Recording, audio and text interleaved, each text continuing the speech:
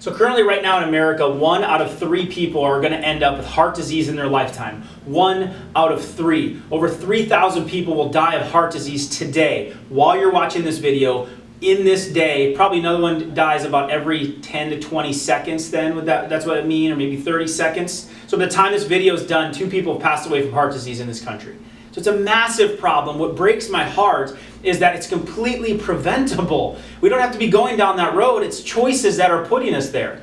I had a grandfather that passed away from heart disease. My father passed away, major heart problems. I would argue that his was caused by the system trying to treat the problems. But here's the biggest problem that I see. When I say a stat, like 1 out of 3 people will get heart disease in this country, do you consider yourself the 1? Or do you just consider yourself the 2 people that aren't going to get it?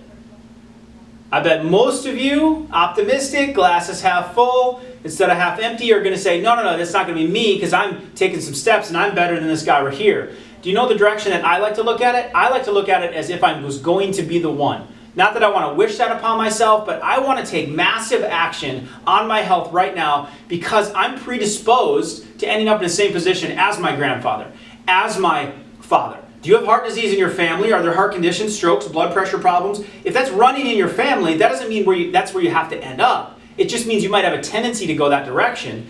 I am the master of my own universe. I am the controller of my own health. So I know if I make the proper decisions, I'm not going to end up in a situation like that, and then I won't be a statistic, or at least I'll have the best opportunity and chances to not be. That's what I want to light a fire under you for our February 13th workshop coming up about heart health.